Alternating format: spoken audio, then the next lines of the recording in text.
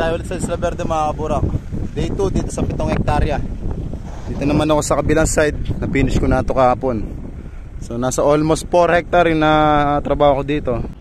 Damn! Ngayon ito natitira. Nasa 3 hectare na lang.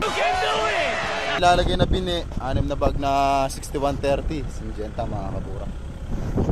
Maganda yung asikaso ng lupa, hindi naman ganong nagbuburol-burol tulad dito sa kabila. Ayan, mayroong mga iba, may mga pailan-ilan naman na burol, pero okay lang mga kaburak. Huwag lang yung marami kasi papangit yung tanim. Day 2 tayo ngayon. Si Momongga, oh. Kala ko nag-struggle ka eh. Yes sir. Kontik nyo nang makita yung hindi nakasahan. Gago!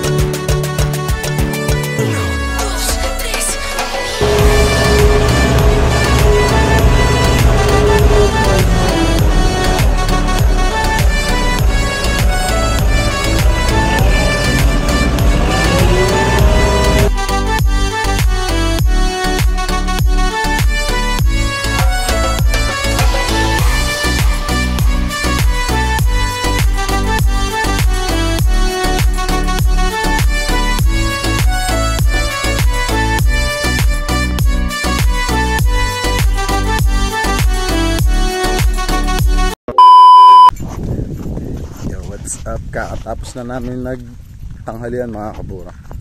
Pabalik na kami doon sa traktora. Bali yung salungsong na lang yung tinatapos ko, mga 3 bag na lang, tapos finish na. Sarado na yung 17 hectare nun mga kaburak. Tapos may binubuksan pa silang 3 hectare dito. Ayan, 3 hectare yan, 3 parsela yan mga kaburak. Ganda. Tataniman din ng mais. Kahit nung nakaraan mga kaburak, tinaniman ko rin ng mais yun.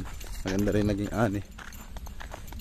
Tapos may nababalitaan niya akong may bubuksan pa.